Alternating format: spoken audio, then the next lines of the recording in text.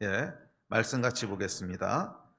오늘은 여러분들이 요즘 우리가 묵상하고 있는 끼니 본문 말씀 잠깐 보기 원하는데요. 여호수아서 1장 2절 그리고 9절 우리 두 절만 같이 읽겠습니다. 여호수아서 1장 2절 9절 두 절 읽습니다. 시작. 내 종 모세가 주었으니 이제 너는 이 모든 백성과 더불어 일어나 이 요단을 건너 내가 그들 곧 이스라엘 자손에게 주는 그 땅으로 가라. 또 9절입니다. 시작. 내가 내게 명령한 것이 아니냐? 강하고 담대하라. 두려워하지 말며 놀라지 말라. 내가 어디로 가든지 내 하나님 여호와가 너와 함께하느니라 하시니라. 2021년은 재편의 해, 또 리셋의 해가 될 것입니다. 그동안 멈춰졌던 것들이 다시 움직이기 시작할 것이고, 또 옛날 질서들이 많이 무너지고 또 새로운 질서들이 세워지는 그런 해가 될 것입니다. 이것은 영적으로뿐만 아니라 세상에서도 모두 다 동일하게 동의하고 있는 얘기들입니다. 옛날 질서가 무너지고 새 질서가 세워질 때 그 전의 것들이 그대로 복구되는 것이 아니라는 거예요. 이전과는 다른 모양의 질서들, 다른 모양의 어떤 현상들이 나타나게 될 것이라고 하는 것은 자명한 사실입니다. 그런데 문제는 그 새로 세워지는 질서들이 어떤 모양으로 나타날지 아무도 예측할 수 없다는 거죠. 조심스럽게 예측하는 것들은 있지만 그것이 전부 맞을지도 알 수 없는 것이고, 또 예측하지 못한 방식으로 일어나는 것들이 더 많게 될 거예요. 그래서 이 21년은 어떻게 보면 좀 당황스러운 해도 될 수 있고, 어떻게 보면 예측했던 것들을 많이 벗어나는 해가 될 수도 있습니다. 세상적으로뿐만 아니라 영적으로도 그럴 것입니다. 영적으로도 재편이 일어나고 또 무너지고 세워지는 해가 될 것입니다. 그런데 재편이 일어날 때는 선택지가 두 개라 그랬습니다. 흥하든지 망하든지. 현상유지라고 하는 선택지는 없습니다. 재편이 일어날 때는 흥하게 되든지 망하게 되든지 둘 중 하나입니다. 그래서 영적으로도 흥하든지 망하든지 우리는 둘 중에 하나가 일어날 것입니다.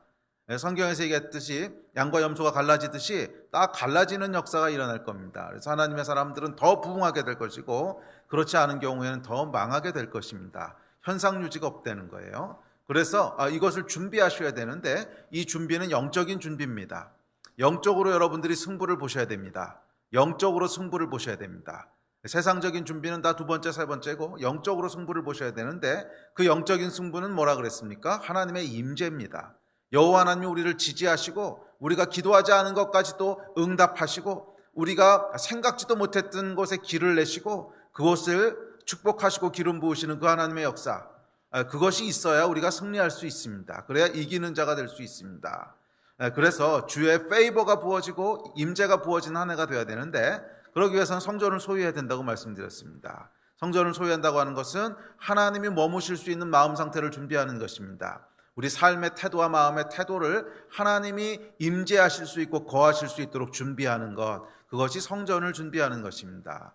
그래서 우리가 스가랴서를 함께 살펴보면서 성전 재건이라고 하는 이야기를 우리 안에 성전을 세워가는 이야기로 적용해 가면서 올 한 해 저희 안에 성전이 다시 세워지고, 그래서 하나님의 임재가 다시 한번 회복되는 큰 은혜가 있기를 주의 이름으로 축복합니다.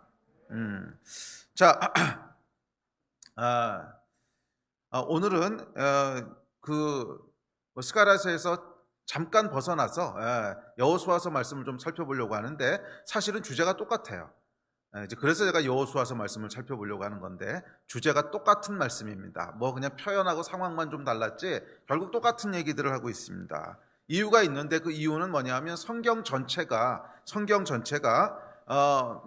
모든 이야기를 다 기록한 것은 아니지요. 창조부터 지금까지 모든 이야기를 다 하나 또 안 빼놓고 연도별로 기록한 그런 책은 아닙니다. 성경은 하나님이 역사하셨던 중요한 사건들을 뽑아서 성경에다 기록한 것이죠.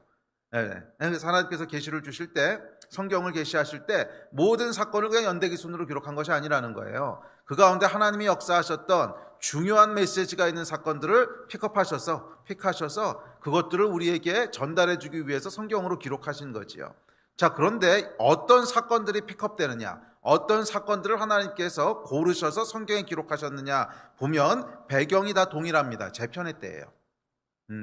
모든 성경이 기록되는 사건의 배경들을 보십시오. 급한 변화가 일어날 때, 이전의 질서가 무너지고 새로운 질서가 세워질 때, 뭔가 위기가 다가올 때, 하여간 뭔가 변화가 일어나는 재편의 때를 배경으로 하고 있습니다. 재편의 때를 배경으로 하고 있습니다. 생각해 보십시오. 출애굽 때의 모세. 이건 명백히 옛 질서가 무너지고 새로운 질서가 세워지는 거죠. 그러니까 그 전까지 애굽에서 살고 있던 익숙한 400년 가까이 살아왔던 그 옛 질서가 다 이제 내려놓아야 되고, 광야에서 삶이라고 하는 완전히 새로운 질서가 세워져야 되는, 한 번도 경험해보지 않은 것을 경험해야 되고, 뭘 해야 되는지도 모르는데 하나씩 찾아가야 되는 이런 상황으로 바뀌는 때, 그것이 이제 모세의 기록입니다. 여호수아도 마찬가지입니다. 가나안 정복이라고 하는 여호수아도 역시 재편의 때를 배경으로 하고 있습니다. 그렇죠? 그 전까지 또 40년 동안 광야 생활에서 익숙해졌어요. 40년 동안 만들어 놓은 노하우가 있고 옛 질서가 있는데 그걸 다 내려놓고 이제 요단을 건너서 가나안 땅에 들어가서 정복 전쟁이라고 하는, 한 번도 안 해본 일을 또 해야 되는 옛 질서가 세워지는 때를 배경으로 하고 있습니다. 또 사사시대에서 왕국으로 넘어갈 때 다윗, 그렇죠? 사사시대라고 하는 질서가 다 이제 무너지고 왕권이라고 하는 새로운 질서가 세워지는 때를 배경으로 해서 다윗이 등장합니다. 그리고 대부분의 선지서들은 여러분 언제 등장합니까? 나라가 망할 때 등장합니다. 북쪽 이스라엘이 망하든지 남쪽 유다가 망하든지 망할 때 대부분의 선지자들이 등장합니다. 이게 뭐예요? 재편이 일어나고 리셋이 일어나는 때라는 거죠. 오랫동안 이어져 왔던 나라의 모든 질서들이 다 무너지고 이제 하나님의 백성들은 포로로 잡혀가서 흩어져서 전혀 경험해 본 적이 없는 삶을 살아야 되는 완전히 새로운 질서로 들어가야 되는 때지요. 그때 집중적으로 선지서들이 기록됩니다. 또 예수 그리스도와 사도들의 이야기를 기록하고 있는 신약 성경은 구약이라고 하는 옛 질서가 무너지고 신약이라고 하는 새 질서가 세워지죠. 구약을 대표하는 이제 바리새인들과 또 율법들과 그 모든 것들, 구약의 유대교라고 하는 종교 기득권이 다 무너지면서 새로운 복음이라고 하는, 새로운 기독교라고 하는 질서가 들어서게 되는 것을 배경으로 하고 있습니다. 자, 이렇듯이 여러분 성경의 기록들은요 모두 다 그 배경을 살펴보면 재편의 때를 배경으로 하고 있습니다. 그 얘기를 돌려 말하면 재편의 때에 하나님의 역사가 특별하고 강력하게 나타난다는 거예요. 물론 보통 때도 하나님의 역사들이 있지요. 평온한 때에도 하나님이 역사하시는 것이 있고 은혜가 있고 돌보는 것이 있는데, 특별히 이런 위기나 재편이나 리셋이 일어날 때는 하나님의 역사가 훨씬 더 극명하게 표현되고, 하나님의 역사가 더 강해지는 것도 있겠지만 어떤 건 더 극명하게 나타나는 걸 수도 있어요. 그전에도 하나님 동일하게 역사했는데 그런 변화되는 시간 동안에 훨씬 더 명확하게 나타나게 되는 거죠. 어쨌거나 우리 입장에서 볼 땐 이 하나님의 역사가 더 크게 경험되어지는, 더 큰 하나님의 역사를 보게 되는 그 일이 재편의 때에 일어나게 됩니다. 그래서 재편의 때는 그 옛 질서가 무너지는 그런 위기의 때이기도 하지만 동시에 이 하나님을 더 특별하게 경험할 수 있는, 더 큰 하나님의 역사를 경험할 수 있는 그런 특권의 때이기도 합니다. 자, 그런 의미에서 이 팬데믹으로 말미암아 옛 질서가 무너지고 이제 새로운 질서들이 세워지게 될 터인데, 이때는 분명히 위기의 때이기는 합니다. 교회가 여러 가지 면에서 큰 어려움을 겪기도 하고, 또 개인의 삶 가운데도 재정적으로 또 여러 가지 관계 면에서 또 건강 면에서 어려움을 겪기도 하지만, 동시에 어떤 특권의 때냐 하면 하나님의 역사가 더 크게 경험되어지는, 하나님이 행하시는 새로운 일들을 더 크게 경험할 수 있는 그런 때라는 거예요. 개인적으로도 마찬가지입니다. 우리 개인의 삶 가운데 위기가 찾아올 때가 있죠. 재정의 위기가 찾아오기도 하고, 건강의 위기가 찾아오기도 하고, 각종 위기가 찾아오기도 합니다. 그런데 그 위기의 때는 뭔가 변화가 일어나는 때예요. 그렇죠. 익숙하게 살아왔던 옛 질서 가지고선 해결이 안 되는 일들이 벌어진 거죠. 익숙하게 살아왔던 옛날 삶의 패턴을 가지고선 해결이 안 되는 뭔가가 벌어지는 겁니다. 그런데 그때는 위기의 때이지만 동시에 뭐예요? 하나님을 크게 경험할 수 있는 때이기도 하다는 거예요. 그래서 성경이 기록된 것을 보면 항상 이런 위기 또는 재편 또는 리셋이 일어나는 그때를 배경으로 해서 기록되고 있습니다. 여러분의 삶 가운데도 이런 재편과 리셋이 일어난다면 두려워하지 마세요. 어쩌면 그때가 여러분의 삶 가운데 하나님의 역사가 기록될 때인지도 몰라요. 물론 평화로운 것도 하나님의 은혜고 은총이긴 하지만 위기의 때라고 해서 두려워하고 위축되지 마시라는 거예요. 오히려 여러분들이 평화의 때는 잘 경험하지 못했고 인식하지 못했던 우리 하나님의 크고 새롭고 놀라운 것들을 더 명확하게 경험할 수 있는 그런 은혜와 특권의 때인지도 몰라요. 자, 이것이 여러분 재편의 때의 특징입니다. 자, 그런데 사실 조금 더 엄밀하게 이야기하면 재편의 때에 더 크게 하나님의 역사가 일어나는 것이 아니라 변화라고 하는 것 자체가 하나님의 속성이에요. 변화라고 하는 것이 하나님의 속성이에요. 그래서 하나님의 별명이 뭐냐면, 별명이라고 하는 거 조금 뭐 신학적으로 이슈가 될 수도 있는데, 하여간 하나님의 호칭 중에 하나가 창조의 하나님이세요. 창조라고 하는 것은 이전에 없던 것을 만들어내신다는 거잖아요. 그 이야기는 뭔가 새로운 일들을 계속 행하시는 분이시라는 거예요. 계속 새로운 일을 행하시는. 그래서 하나님에 대해서 성경이 묘사하는 여러 묘사 중에 새 일을 행하신다는 표현이 계속 반복적으로 나옵니다. 새 일을 행하시는 분, 새 길을 내시는 분, 창조하시는 분. 이게 하나님의 본질적인 속성 중에 하나라는 거예요. 변화하시는 분이세요. 변화를 일으키시는 분이세요. 그래서 하나님이 일하시는데 아무런 변화가 일어나지 않는다, 그런 일은 없어요. 반드시 하나님이 역사하시면 그 전과 후가 다릅니다. 전과 후가 달라요. 우리 삶도 그렇지 않습니까? 우리가 예수 그리스도를 영접하고 그리스도인이 되면요, 그 전과 후가 달라요. 우리 안에 하나님이 들어오시면 전과 후가 다르다는 거예요. 우리 안에 하나님이 역사하시면 전과 후가 다르다는 거예요. 아주 중요한 하나님의 본질적인 속성 중에 하나가 변화의 하나님이시라는 거예요. 창조의 하나님이시라는 거예요. 새 일을 행하시는 분이시라는 거예요. 새 길을 내시는 분이시라는 거예요. 그분이 우리 하나님이십니다. 그래서 우리 하나님의 역사가 우리 삶 가운데 강력하게 일어나기 시작하면 거기는 반드시 변화가 일어납니다. 뭔가 달라진다는 거예요. 그래서 어떤 면에서 이런 변화가 일어나는 재편의 때에 하나님을 크게 경험한다는 말보다는 그게 그냥 하나님의 역사인 거예요. 그게 그냥 하나님의 역사인 거예요.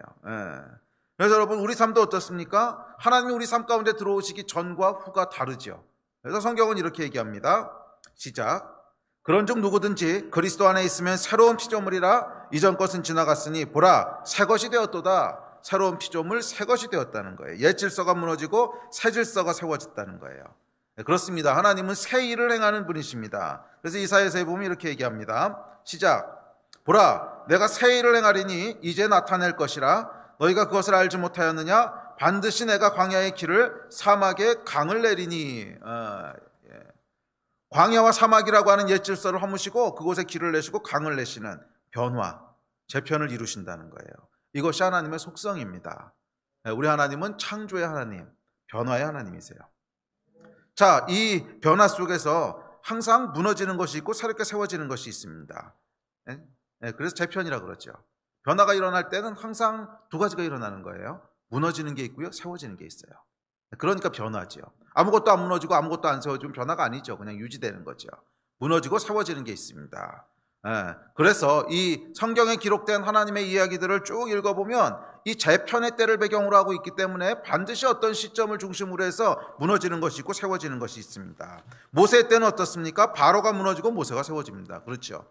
바로가 무너지고 모세가 세워집니다. 여호수아의 때는 어떻습니까? 가나안 백성들이 무너지고 이스라엘 백성들이 세워집니다. 다윗의 때는 어떻습니까? 사울이 무너지고 다윗이 세워집니다.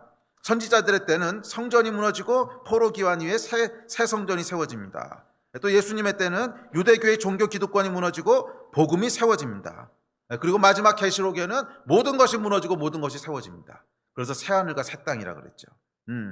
자, 그래서 여러분, 성경이 기록된 때는 한 번도 예외 없이 무너지고 세워지는 이것을 이야기하고 있어요. 성경은 한 번도 예외 없이 무너지고 세워지는 것을 이야기하고 있어요. 그게 하나님의 속성이기 때문에 그래요. 그래서 하나님이 우리 삶 가운데 역사하시기를 기대하는 사람들은 반드시 무너지고 세워질 것들을 기대하시고 각오하셔야 돼요. 반드시 우리 삶 가운데 무너지는 게 있고 세워지는 게 있다는. 무너지는 게 항상 통쾌하지만은 않을 거예요. 내가 굉장히 소중하게 생각하고 아꼈던 것들이 무너지기도 해요. 그러니까 죄로 무너지는 것 말고 하나님이 무너뜨리시는 게 있다는 거예요. 우리 삶 가운데 내가 너무나 소중히 여기고 아꼈던 거 어쩌면 하나님 무너뜨리실 수도 있어요. 왜냐하면 더 새로운 것, 좋은 것을 세우기 위해서 그러신 거예요.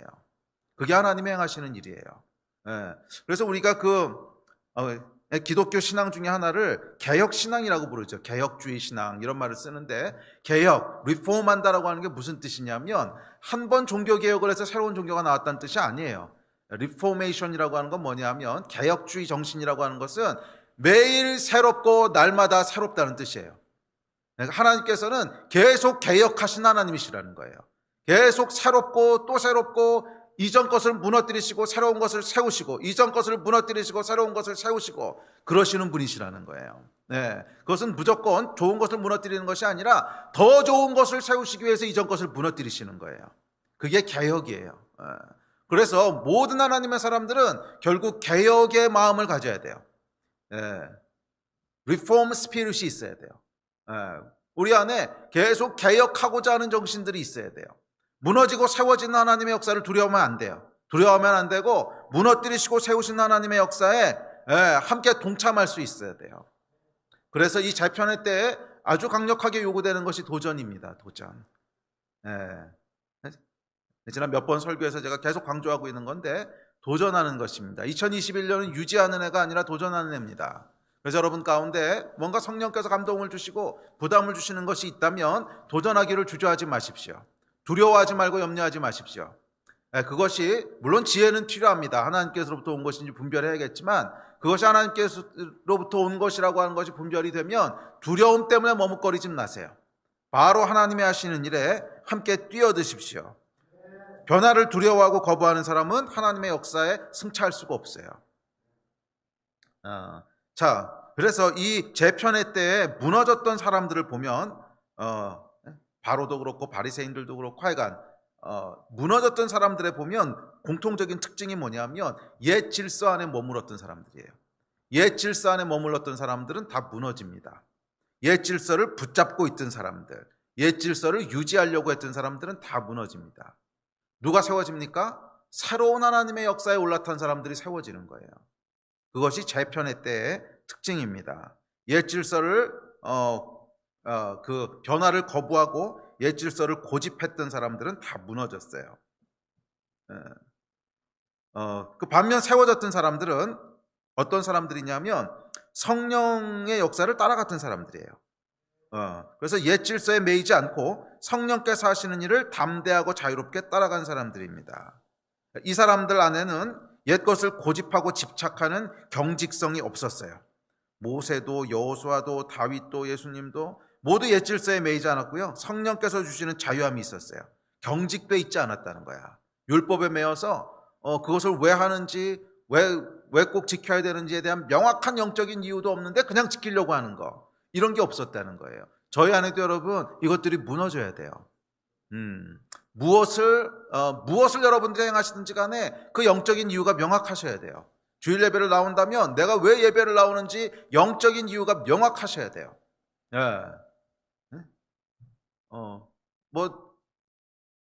설령 식기도 하나를 하더라도, 설령 식사기도 하나를 하더라도 그냥 해오던 거니까 그렇게 하시면 안 돼요. 내가 이 일을 왜 하는지에 대한 영적인 이유가 명확하셔야 돼요. 그렇지 않은 것들은 다 무너져야 돼요. 영적인 이유가 명확하지 않은 거, 그게 뭡니까? 그냥 내가 지키고 있던 어떤 율법이고 전통이고 옛 질서들이에요. 그 하나님께서 다 무너뜨리시고 우리 안에 영적인 이유가 명확한 새로운 질서들을 세우실 거예요. 이 일들이 일어나게 되기를 주의 이름으로 축복합니다. 그 사람들이 하나님이 세우시는 사람이었어요. 성령께서 행하시는 일들을, 그러니까 과거에 대해서, 옛 질서에 대해서 어떤 경직되게 딱 붙어있는 이게 없는 사람들. 그래서 이들의 특징은 뭐였냐면 하나님, 성령께서 행하시는 일들을 적극적으로 따라가는 거예요. 성령께서 행하시는 일들을 적극적으로 따라가는 거예요. 그래서 이들에게는 성령님이 곧 질서예요. 성령님이 곧 질서예요. 기억하십시오. 하나님은 변화하시는 분이십니다. 그래서 옛 질서 안에 안주하려는 자는 무너짐을 피할 수 없을 것이고 하나님께서 행하시는 변화를 함께 따라가는 자는 부흥하는 경험들을 하게 될 것입니다. 그런 한 해가 될 거예요. 기대하십시오. 그런 한 해가 될 것입니다. 자, 여호수아서 말씀을 좀 보죠. 여호수아서는 이 많은 성경의 스토리 중에 그냥 하나의 샘플입니다. 여호수아서만 이런 게 아니고요. 다른 어떤 본문을 잡더라도 결국 원리가 다 똑같을 거예요. 그래서 여호수아서 말씀을 살펴보는데 이 말씀을 살펴본 것은 우리가 지난 한 3번, 4번 정도 스가랴서를 살펴봤는데 거기서 했던 내용이랑 똑같은 내용들이에요. 결국 똑같은 내용들을 또 표현만 달리해서 나옵니다. 이것이 성경의 메시지이기 때문에 그렇습니다. 자, 봅시다. 여호수아서의 말씀이 어떻게 시작됩니까? 오늘 본문 2절 말씀으로 시작됩니다. 자, 2절 말씀 같이 읽읍시다. 시작. 내 종 모세가 죽었으니 이제 너는 이 모든 백성과 더불어 일어나 이 요단을 건너 내가 그들 곧 이스라엘 자손에게 주는 그 땅으로 가라. 자, 이 모세가 죽었으니 무슨 얘기입니까? 모세가 죽었으니 광야에서의 옛 질서 시대가 끝났다는 거예요. 그렇죠? 모세가 무슨 저주를 받아 죽은 것이 아니잖아요. 그냥 지나가야 될 옛 질서가 끝났다는 거예요. 그리고 새로운 질서로 전환이 시작됐다는 거예요. 전환. 옛 질서가 무너지고 새 질서로 전환이 시작됐다는 거예요. 그럴 수밖에 없는 게 모세의 시대의 질서는 뭡니까? 광야에서 생존하는 질서예요. 광야에서 생존하는 것에 특화됐어요. 40년 동안 모세의 리더십 아래에서 뭘 했습니까? 광야에서 생존했습니다. 물을 찾고 쉴 곳을 찾고 뭐 기본적으로 만나가 내려오긴 했지만 하여간 매출하기도 찾고 먹을 것 찾고 뭐 그런 거에 특화되어 있는 생존에 특화되어 있는 질서입니다. 그런데 이제 모세가 죽었어요. 그 질서가 끝났다는 거예요. 이제는 무엇에 특화되어야 됩니까? 이기고 정복하는 데 특화되어야 되는 시대로 전환이 되고 있는 거예요. 예, 예.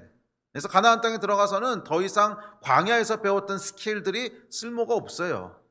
광야에서 어떻게 하면 생존할 수 있는가? 뭐 낮에는 어디 가서 피해야 되고 물은 어디서 찾아야 되고 아니요, 이제 정착할 거거든요. 더 이상 그것은 필요 없는 질서라는 거예요. 그래서 다 무너지고 새로운 전환이 시작된다는 거예요. 새 질서로 전환이 시작됩니다. 그래서 요단을 건너서 주의 백성들에게 주시는 약속의 땅으로 들어가야 됩니다.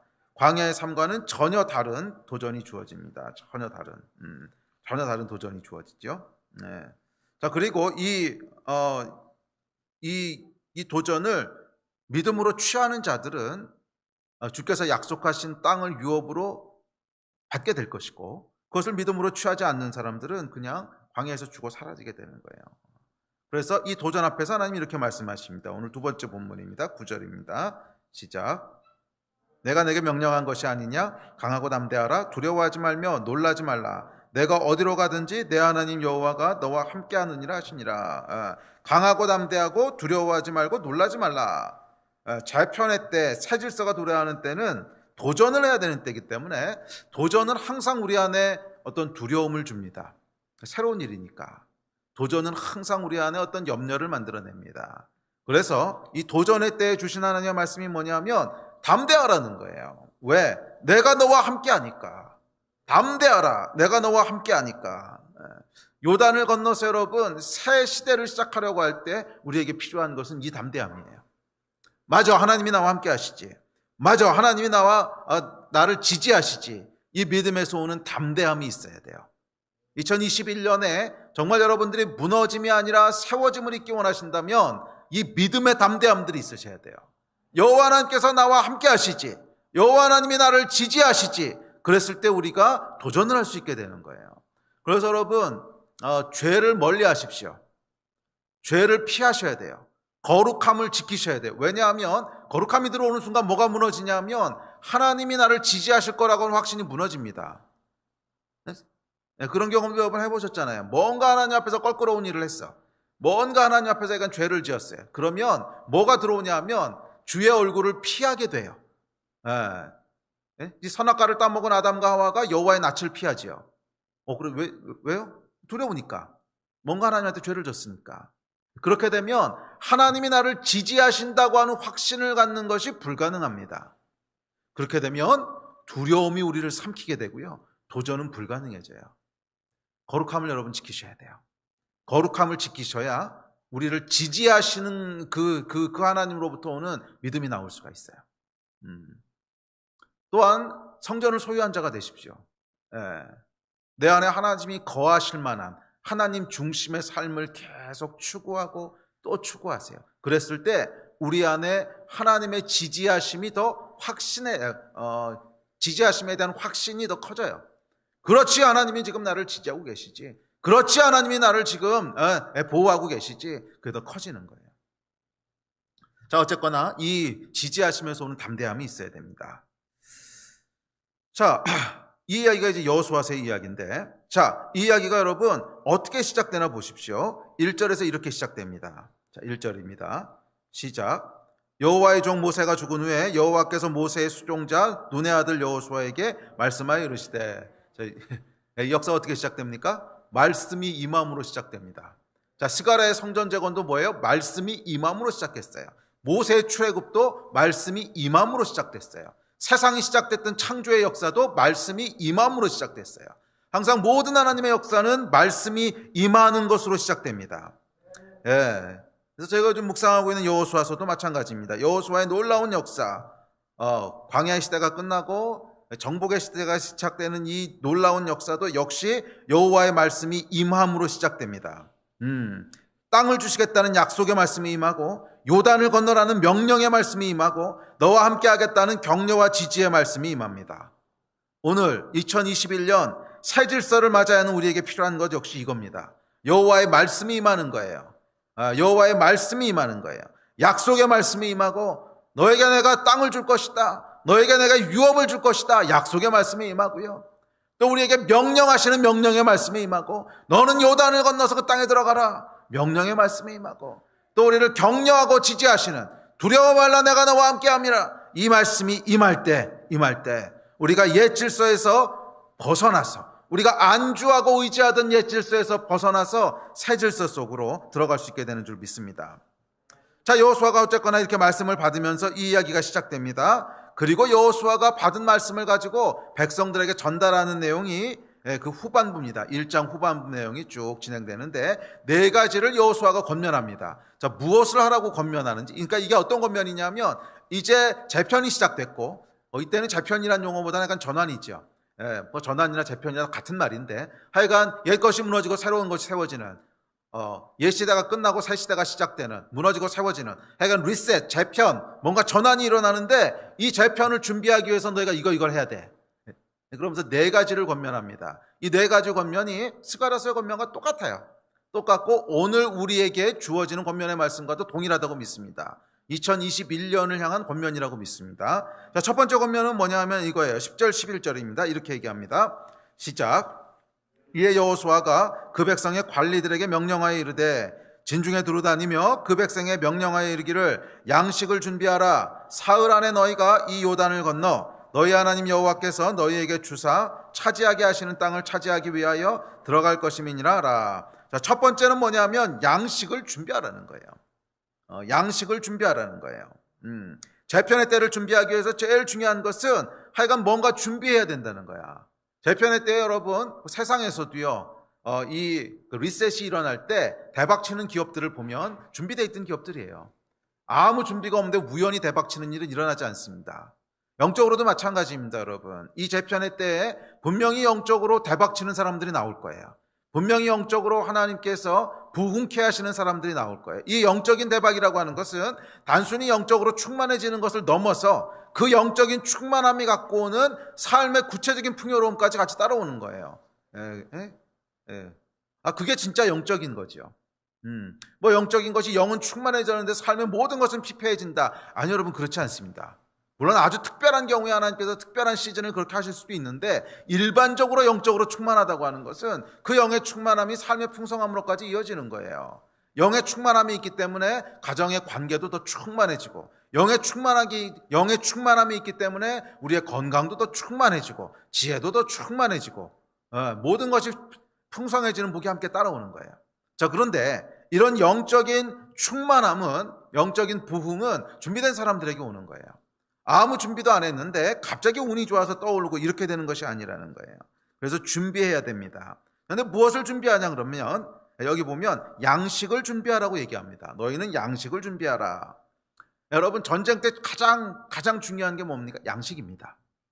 그래서 과거의 전쟁에 대한 그 소설들을 보면, 삼국지라든지 뭐 이런 책들을 읽어보잖아요. 그러면 결국 그 핵심이 뭐냐면, 군량미를 누가 보다 잘 보급할 수 있느냐. 전쟁에 이기려면 저게 양식을 그냥 불살라 버리면 돼요. 하여간 이 전쟁에서는 가장 중요한 게 양식입니다. 가장 중요한 게 양식이라서요. 전쟁할 때 그 삼국지에도 보면 제갈량이요, 제일 믿는, 가장 신뢰하고 가장 똑똑한 장수한테 항상 양식을 맡겨요. 그게 끝나면 전쟁은 끝나는 거거든요. 양식이 왜 중요하냐면, 전쟁할 수 있는 에너지가 거기서 나오는 거죠. 전쟁을 하려면 에너지가 있어야 됩니다. 아무 에너지가 없으면 뭐 전쟁을 어떻게 하겠습니까? 움직여야 되고 싸워야 되고 뛰어야 되고, 하여간 뭔가 에너지가 나와야 되는데, 에너지의 공급원이 양식입니다. 그래서 양식이 없으면 전쟁을 할 수가 없어요. 단기전에선 상관없습니다. 단기전. 그냥 한나절 싸우고 끝나는 거예요. 뭐 그럼 굳이 양식 준비하지 않아도 그냥 한 끼 굶고 싸워도 이길 수가 있어요. 뭐 한 이틀 싸우는 거라도 양식 그렇게 중요하지 않습니다. 일주일까지 중요하지 않아요. 그런데 한 달, 두 달, 6개월, 1년. 그땐 여러분 중요한 게 달라져요. 단기전하고 완전히 달라져요. 단기전에서는 누가 더 폭발적으로 힘을 낼 수 있느냐 이런 게 중요한데 장기전에서는 그게 아니라 누가 지치지 않고 끝까지 갈 수 있느냐가 중요해요. 운동도 여러분 단기적으로 폭발적으로 에너지를 내는 운동이 있고요. 장기적으로 힘을 써야 되는 운동이 있습니다. 그러니까 예를 들면 100m 달리기 같은 것과 마라톤은 완전히 다릅니다. 완전히 달라요. 그러니까 우리 몸 안에서 일어나는 메타볼리즘이 완전히 달라요. 단기적으로 폭발적으로 에너지를 써야 되는 것은 근육도 커야 되고요. 그래서 먹는 음식도 다르고요. 다 다릅니다. 그런데 장기적으로 마라톤을 뛰어야 되는 사람은 100m 달리는 선수들 같은 근육을 갖고 있으면 곤란해요. 그래서 절대로 이길 수가 없습니다. 그건 근육이 너무 크기 때문에 이 에너지 소비가 너무 크니까 오래 달릴 수가 없어요. 폭발적인 에너지를 든 완전히 다릅니다. 완전히 다른 원리로 돌아가는데 영적인 전쟁도 그렇다는 거예요. 이 재편의 때에 여러분 하루아침에 재편이 일어나는 것이 아니에요. 하루아침에 재편이 일어나는 것이 아니라 생각보다 길고 치열합니다. 그래서 믿음 얘기할 때 제가 무슨 얘기했냐면 버티는 믿음이 필요하다고 그랬죠. 재편의 때에는 버티는 믿음이 필요해요. 재편의 때는요 무너지는 것을 통과하고 세워지는 거기 때문에 무너지는 기간을 버텨야 돼요. 무너지는 기간을 버티지 않으면 세움을 받을 수도 없잖아요. 그래서 버티는 것이 참 중요합니다. 재편의 때에는 버티는 사람이 이기는 거예요. 여러분 이 원리는 세상에도 똑같습니다. 지금 이 코로나 바이러스로 말미암아 많은 기업들이 큰 어려움을 겪고 있습니다. 특별히 가장 큰 어려움을 겪는 데는 항공업계랑 여행업계죠. 뭐 지금 여행을 누가 다니겠어요? 항공업계, 여행업계는 지금 뭐 거의 고사 직전입니다. 그런데 뭐라고 다들 한결같이 얘기하냐면 이것 때문에 거의 대부분은 무너지고 망할 거라는 거예요. 90%는 무너지고 망할 텐데 버티는데 한두 군데는 끝나고 나면 초대박을 칠 거라는 거예요. 버티는데 한두 군데는 끝나고 나면 초대박을 칠 거라는 거예요. 그렇죠? 경쟁사들이 다 망하고 없으니까. 자, 재편이 일어날 때는 여러분 중요한 게 뭡니까? 버티는 거예요. 무너지는 기간 동안 버텨야 세워지는 걸 경험할 수 있어요. 그래서 무엇을 준비하라? 버틸 수 있는 양식을 준비하라는 거예요. 버틸 수 있는 양식을 준비하라는 거예요. 지쳐서 중간에 낙오되지 않도록 하라는 거예요. 자, 그런데 감사한 것은 뭐냐면 그 이야기하기 전에 자, 그렇다면 영적으로 양식을 준비하는 것이 뭔가? 그것은 우리가 이 어려운 환경 가운데 영적으로 번아웃되지 않을 만한 영성을 준비해야 되는 거예요. 영성을. 조금 더 구체적으로 얘기하면 하나님과의 관계, 더 구체적으로 얘기하면 말씀 묵상하고 기도하는 거. 그게 우리 삶 가운데 탄탄하게 장착이 돼야 된다는 거예요. 그래야 버티죠. 결국 여러분 영적인 어떤 영적으로 무너지고 세워지고 그런 힘든 기간을 지날 때 가장 중요한 것이 뭐냐면 어떤 상황 가운데서도 하나님의 말씀과 기도가 무너지지 않는 거예요. 그렇지 않습니까? 아무리 큰 위기가 오고 아무리 청천벽력 같은 일이 벌어지더라도 내가 하나님의 말씀과 기도 안에서 매일매일 서 있을 수 있는 그것이 갖춰져 있는 사람은 그 기간을 하여간 지나갑니다.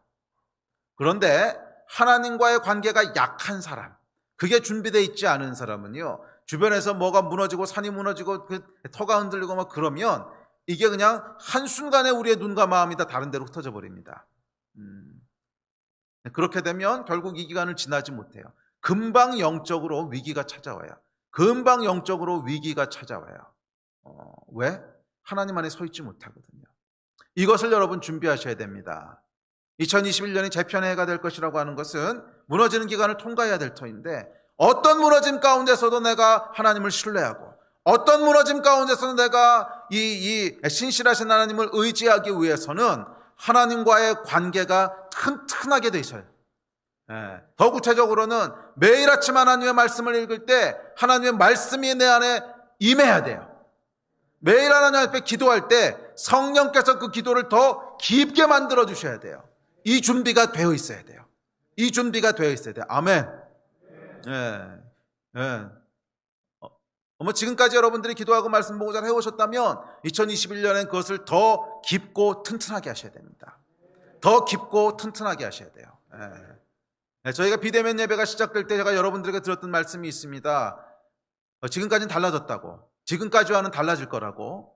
지금까지는 교회에서 다 모든 것을 공급해 줬습니다. 그냥 여러분들이 예배 드릴 수 있는 최고의 환경을 다 만들어 놓고 성경 공부도 다 시켜주고 성경 묵상도 제가 잘근 연구해가지고 다 먹여드리고. 그런데 이제 그렇게 못할 거라고. 디센트럴라이즈 되기 시작하면 결국 여러분들이 여러분 자신을 책임지셔야 된다고.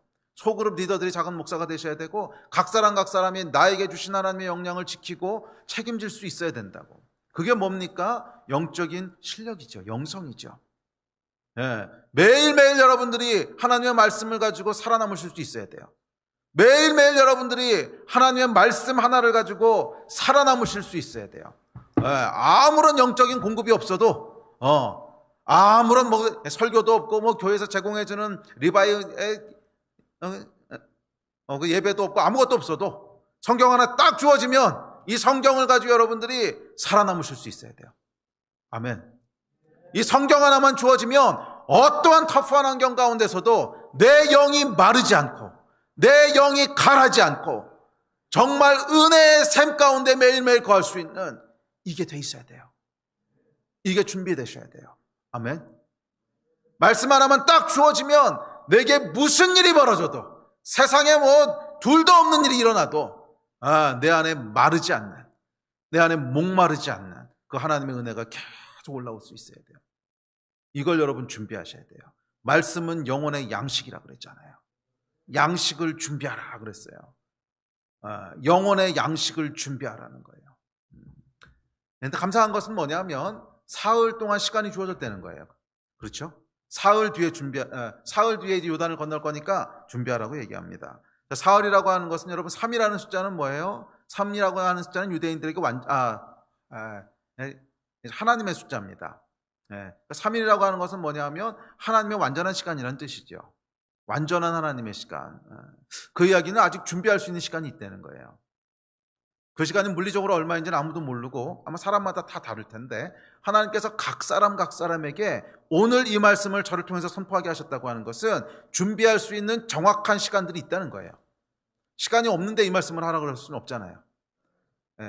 그 시간이 어떤 사람에게는 2달일 수 있고 어떤 사람에게는 2주일 수 있고 어떤 사람은 6개월일 수도 있고 사람마다 다르겠지만 하나님께서 준비하신 퍼펙트 타임이 있어요. 그 시간을 하나님 준비하고 계시기 때문에 시간이 있습니다. 지금부터 준비하시라는 거예요. 양식이 미리 준비되어 있던 게 아니었습니다. 그러니까 여호수아가 3일 전에 이제 3일 남았으니까 준비해. 그래서 준비한 거잖아요. 지금부터 준비하십시오. 이전까지 어떻게 하셨든지 상관없습니다. 매일 아침 콰이트 타임을 안 하셔도 상관없고요. 기도 시간이 하나도 없어서도 상관없어요. 지금부터 준비하시면 됩니다. 지금부터 여러분 매일 하나님의 말씀을 묵상하고 아무도 도와주는 사람이 없어도 셀리더가 챙겨주지 않고 목사님의 설교가 없고 아무것도 없어도 여러분 혼자 스스로 하나님의 말씀 가운데 살 수 있고 설 수 있는 기도와 말씀 이것을 여러분 준비하십시오. 그게 준비된 사람이 대박을 보게 되는 거예요. 그게 준비된 사람이 대박을 보게 되는 거예요. 여호수아서 말씀을 읽으면서 제안해 주셨던 여러 가지 도전들이 있습니다. 제안해 주셨던 여러 가지 도전 중에 하나가 뭐냐면 여호수아에게 하나님이 뭐라 그러시냐면 그 백성들로 하여금 하나님이 주시는 땅을 차지하도록 하라 이렇게 말씀하세요. 근데 좀 목사잖아요. 근데 이 말씀이 그렇지. 그게 영적인 원리지. 제 사명은 뭐냐면 여러분들이 하나님께서 주시는 땅을 차지하도록 돕는 거예요. 여러분들을 이용해서 교회를 크게 만드는 게 제 목적이 아니라 여러분 한 사람 한 사람이 하나님 안에서 세워지도록 하는 것이 제 목적이라는 거예요. 그래서 정말 최고로 잘한 목회는 어떤 목회냐면 제가 앞으로 평생 설교를 하나도 안 해도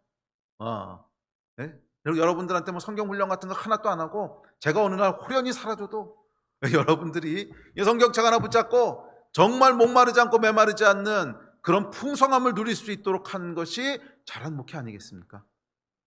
그게 제 목회의 비전이고 목표 아니겠습니까? 여러분들로 하여금 하나님이 주시는 것들을 차지하도록 하는 게 제 사명이지. 아멘. 그래서 저는요, 제가 그냥 어느 날 호련히 사라지고, 예. 그래서 교회도 없고, 셀도 없고, 더 이상 뭐 주일 예배도 없고, 설교도 없고, 아무것도 없어도, 너무 그렇게는 안 하실 거예요. 걱정하지 마세요. 그래도, 설령 그런 상황이 온다고 할지라도, 이 성경책 하나 딱 붙잡고 있으면, 내게 부족함이 없다. 각 사람이 그렇게 되셨으면 좋겠어요. 그게 2021년을 준비하는 길입니다. 각 사람이 이 하나님의 말씀 하나 딱 붙잡으면 이걸 딱 펼쳐서 아침에 성령님 오늘도 이 말씀을 저에게 주십시오. 그럴 때마다 날마다 하나님의 말씀이 임하고, 그래서 내 영이 날마다 울리고 풍성해지고, 야, 하나님 이러신 분이신구나 막 감탄이 나오고 눈물이 나오고, 이게 여러분 날마다 이루어질 수 있어야 돼요. 그게 준비예요. 그게 준비. 이 준비가 되신 분들은 2021년이 승리의 해가 될 거예요. 이 준비를 하셔야 됩니다. 매일 여러분들이 하나님을 대면하셔야 돼요. 매일 여러분들이 하나님을 만나셔야 돼요. 이 준비가 되어 있는 사람은 승리하는 자가 될 거예요. 아멘. 아멘. 그런 여러분 되시기를 주의 이름으로 축복합니다. 자, 두 번째 권면했던 게 있습니다. 두 번째 권면했던 것은 11절입니다. 11절 이제 후반부만 읽을게요. 시작. 너희 하나님 여호와께서 너희에게 주사 차지하게 하시는 땅을 차지하기 위하여 들어갈 것임이니라. 두 번째는 뭐냐면 도전하라는 거예요. 요단강을 건너서 땅을 차지해야 된다. 도전하라는 거예요. 제 편의 때에는 여러분 뭐가 필요하다고 했습니까? 도전이 필요하다고 했습니다. 유지할 수 있는 때가 아니라는 거예요. 유지할 수 있는 때가 아니라는 거예요. 도전할 준비를 하십시오. 2021년에는 여러분 각 사람에게 하나님께서 요단을 주시고 가나안 땅을 주실 거예요. 또 각 사람뿐만이 아니라 우리 공동체에도 분명히 주시는 땅이 있을 거예요. 그 땅을 과감하게 취하시고 도전하셔야 돼요. 과감하게 도전하셔야 돼요. 그런데 많은 경우 이런 분들이 있으세요. 뭔가 새로운 도전을 하려고 하면 꼭 이렇게 묻는 분들이 있으세요. 요단 앞에서 물어보는 질문인데 이거 뭐냐면 그거 꼭 해야 돼요. 굳이 요단강을 꼭 건너서 들어가야 돼요. 지금까지 잘 지내왔잖아요. 40년이나 이렇게 생존해 왔는데 그거 꼭 해야 돼요. 일단 물 한 모금.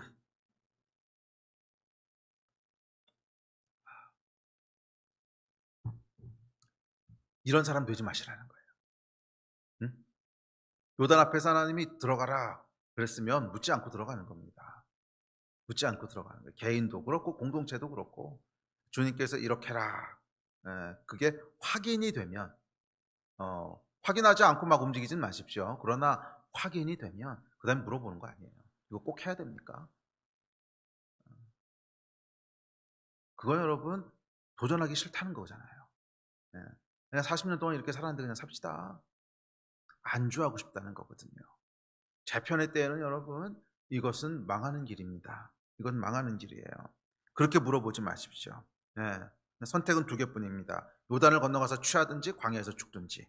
둘 중 뭘 선택하시겠어요? 요단을 건너가서 취하든지 광야에서 죽든지 둘 중 하나라는 거예요. 우리 하나님은 변화의 하나님이십니다. 그렇게 변화를 거부하는 사람은 하나님의 역사에 참여할 수 없습니다. 모세는 여러분 나이 80에 완전히 새로운 변신을 해야 됐고요. 여호수아의 갈렙은 역시 인생을 정리해야 될 나이에 새로운 도전에 선봉에 섰습니다. 그러나 도전을 거부했던 사람들, 40년 전 가데스 바네아에서 가나안 땅에 들어가기를 거부했던 사람도 어떻게 됐습니까? 광야에서 다 죽어서 사라졌습니다. 이게 영적인 원리예요. 80이 됐든 90이 됐든 새로운 것에 도전하는 사람은 결국 땅을 유업으로 얻고 살아남고요. 그렇지 않고 그 도전을 거부했던 사람들은 광야에서 그냥 죽어 사라지는 것입니다.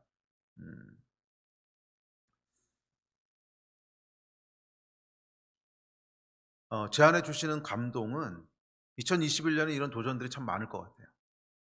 개인적으로도 그렇고 교회적으로도 그렇고 공동체적으로도 또 하나님께서 뭔가 새로운 도전들을 명하실 거예요. 그런데 사실은 부담되는 상황인 게 사실입니다. 그렇죠? 팬데믹 때문에 지금 정신없는데 사회도 지금 다 셧다운 된 것 같고 경제도 어렵고 사방이 지금 위기인데 그때 또 뭐 이제 이런 일까지 새로 시작해야 돼? 이런 일들이 많을 것 같아요. 제 안에 그런 감동이 있어요. 그렇게 하시지 말라는 거. 올바른 태도가 아니라는 거. 재편의 때에는 도전해야 되는 때지, 재편의 때에는 위축돼야 되는 때가 아니에요. 재편의 때에는 도전하셔야 돼요. 도전하시는 분들은 놀라운 하나님의 역사를 보게 될 겁니다. 아멘. 세 번째 주시는 말씀, 세 번째 여호수아가 했던 얘기는 르우벤 지파와 갓 지파, 므낫세 반 지파에게 이야기합니다. 이들은 어떤 사람들이냐면 이미 요단 동편에서 자기 땅을 얻었어요. 그래서 이미 자기 땅이 있습니다. 더 이상 아무것도 안 해도 괜찮아요. 그런데 그들에게 뭐라고 얘기하냐면 이렇게 얘기합니다. 14절 15절입니다. 시작.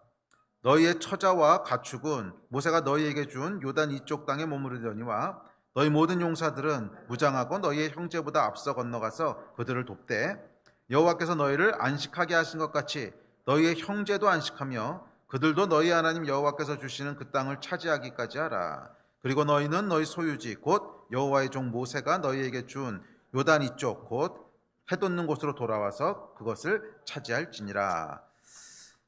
자, 세 번째 메시지는 뭐였냐면 서로 도우라는 거예요. 서로 도우라는 거예요. 재편의 때 여러분 먼저 안전한 자리를 차지하는 사람들이 있을 겁니다. 먼저 세워지는 사람들이 있을 거예요. 그랬을 때 다른 사람들의 일을 강 건너 불구경하듯이 하지 말라는 거예요. 이 재편의 때는 한 운명으로 연합되어 있어야 돼요. 하나님이 이루시는 재편은 사실은 개인적인 일이 아니고 항상 공동체적이에요.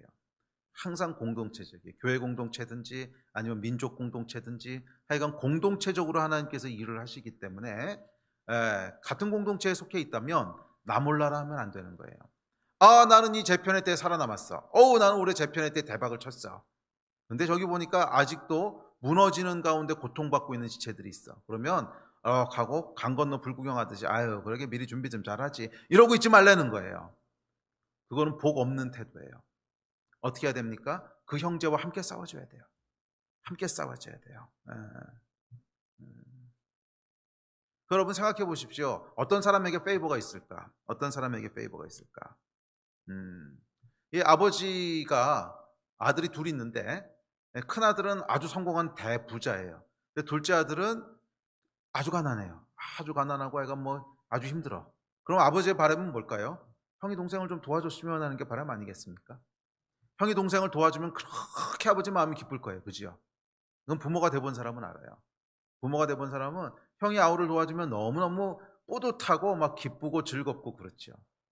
근데 또 형제의 마음도 달라. 형제의 마음은 결혼하기 전까지는 아버지랑 비슷한데 결혼하면 달라져. 결혼하고 나서는 이제 아내도 있고 새끼들도 있고 그러니까 동생 너는 그냥 네 삶 네가 알아서 해. 그렇게 그냥 강 건너 불구경하듯이 그러고 있으면 아버지의 마음이 어떨까요? 편치 않을 거예요. 그렇죠? 저놈의 자식 지가 좀 여유가 있는데 좀 돕지. 그 마음이 있지 않겠습니까? 참 저놈은 참 얄밉다. 이 마음이 있지 않겠어요? 하늘아버지신데 우리 아버지가 하늘아버지신데 우리 형제자매들은 다 아버지의 자녀인데 우리가 나 몰라라 하고 있으면 하나님 우리를 어떻게 보시겠어요? 거기에 어떻게 페이버가 임하겠어요? 거기에 어떻게 페이버가 임하겠어요? 페이버가 임하는 사람은 어떤 사람이냐면 아버지가 기뻐하는 사람이에요. 아이고 저 녀석 봐라. 지 할 일도 많을 텐데 동생들 챙기네. 에이 였다 페이버. 그러고 하나님이 페이버를 주시는 거지. 동생들 나 몰라라 그러고 있는 사람한테 어떻게 페이버를 주겠어요? 아버지도 그냥 마음이 부글부글 끓으면서 그래 그냥 자식이니까 봐주긴 하지만 진짜 싸가지 없다 이러고 있는데 거기 무슨 페이버가 있겠어요? 정말 하나님의 지지하심과 페이버를 받는 사람은 어떤 사람이냐면 다른 형제들을 돌보는 사람이에요. 못 본 척하지 않는 사람이에요. 이 재편의 때 여러분 많은 사람들이 어려움을 당할 것입니다. 많은 교회들도 어려움을 당할 것입니다. 그랬을 때 못 본 척하면 안 됩니다.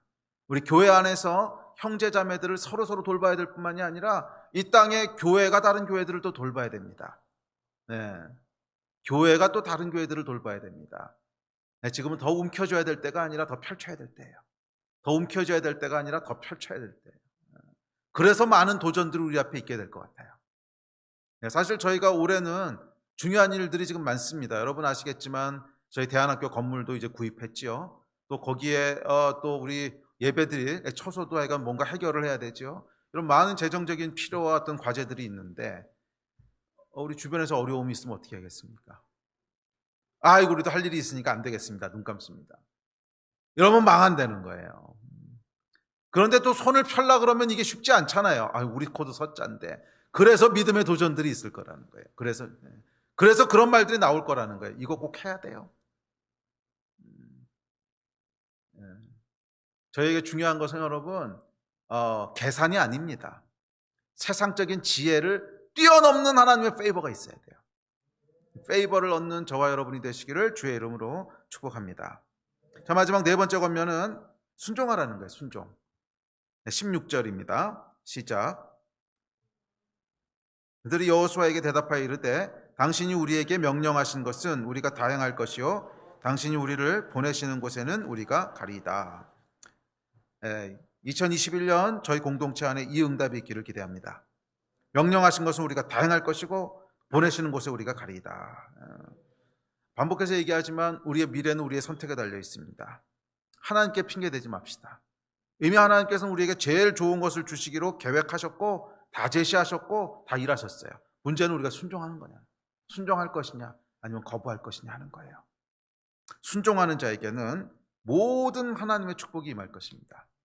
자, 그런데 여러분 특별히 이런 재편이 일어나는, 전쟁이 일어나는 때는 순종이 참 중요합니다. 작은 것이라도 즉각적으로 완전히 순종해야 됩니다. 작은 것이라도 즉각적이고 완전히 순종해야 됩니다. 자, 예를 들어서 전쟁 중입니다. 그랬더니 소대장이 대원들한테 어쩌면 밤에 적군이 야습을 해올지도 모르니까 저 앞에 철조망을 다 쳐. 그래서 넘어오지 못하게 해. 그랬더니 그 소대원들이 그 말을 듣고는 요즘 시대가 어떤 시대인데 뭐 그러고 무시했다든지 아니면 치기는 쳤어요.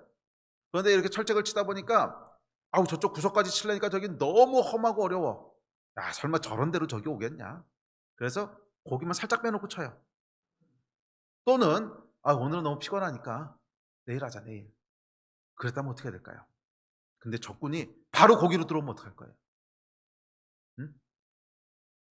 그런데 적군이 내일이 아니고 오늘 밤에 쳐들어오면 어떡할 거예요? 전쟁 때는 여러분 그러면 한 방에 다 죽는 거예요. 이 재편의 때는 여러분 한 방에 가는 때입니다. 전쟁의 때라는 거예요. 그래서 작은 것이라도 무시하면 안 돼요. 정말 하나님께서 우리에게 주시는 작은 것이라도 영적인 부담이 있다면 그것을 즉각적이고 완전하게 순종하십시오.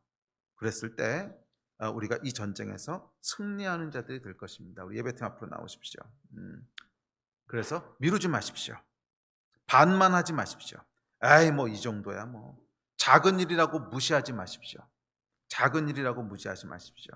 사실은 그 작은 일에 어떻게 순종하느냐 하는 것이 재편의 때에 저와 여러분의 미래를 결정할 겁니다. 잘 기억하십시오. 그 작은 일에 어떻게 순종하느냐, 그것이 저와 여러분의 재편의 때의 운명을 결정할 겁니다. 분명히 성령께서 주 앞에 나가는 자들에게 말씀하실 거예요. 여러 가지 통로로 말씀하실 거예요. 뭐 영적인 부담을 주시기도 하시고, 이렇게 해야 되는 거 아니야? 그런 양심의 무게를 주시기도 하시고, 또는 선포되는 말씀을 통해서 부담을 갖게 되기도 하고, 하여간 뭔가 하나님이 계속 말씀하실 텐데 이 작은 부담을 무시하지 마세요. 올해 하나님이 여러분들에게 주시는 작은 부담들을 무시하지 마세요. 그리고 그래야겠다는 부담이 있으면 주의 나라를 세우는 일에 과감하게 도전하세요. 주의 성전을 세우는 일에 과감하게 도전하세요. 예수 중심으로 살아가는 삶에 과감하게 투자하세요. 그렇게 순종했을 때 저와 여러분의 미래가 이 재편의 때를 지나면서 정말 튼튼하고 놀랍게 세워지는 그런 복을 누리게 될 줄 믿습니다. 아멘. 함께 기도합시다. 기도합시다. 우리 일어서시는 분들은 일어서시고, 또 무릎 꿇으실 분들은 무릎 ቁ르시고, 또 그 자리에서 기도하실 분들은 기도하십시다. 주님, 주의 말씀이 임하는 한 해가 되게 해주시고, 더욱더 중요한 것은 그 말씀에 순종하는 한 해가 되게 해주십시오. 말씀이 임하고 그 말씀에 순종하는 한 해가 되기를 간절히 소원합니다. 저희로 쭈뼛거리지 말게 하여 주시고, 저희로 불순종하지 말게 하여 주시고, 작은 것이라도 충성되게 순종하는 아내가 되게 하여 주십시오. 주님, 그래서 이 재편의 때에 다 이기고 승리하는 자들이 되기를 소원하오니 주여 우리 가운데 함께 하셔서 정말 여호와 하나님의 페이버가 임하는 아내가 되게 하여 주십시오.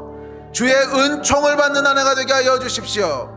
우리 하나님의 기쁘게 지지하시는 아내가 되게 하여 주십시오. 이 일을 위해서 우리가 함께 좀 기도하며 주님 앞에 나아갔으면 좋겠습니다. 우리 같이 좀 합심해서 기도하시면서 저희 안에 이런 놀라운 하나님의 페이버가 임하는 성전이 준비되게 하여 주시고 순종하는 아내가 되게 하여 주시고 우리 안에 영적인 양식들이 튼튼해진 아내가 되게 하여 주십시오. 이 일을 위해서 우리 같이 좀 기도하면서 주님 앞에 나아가십시다.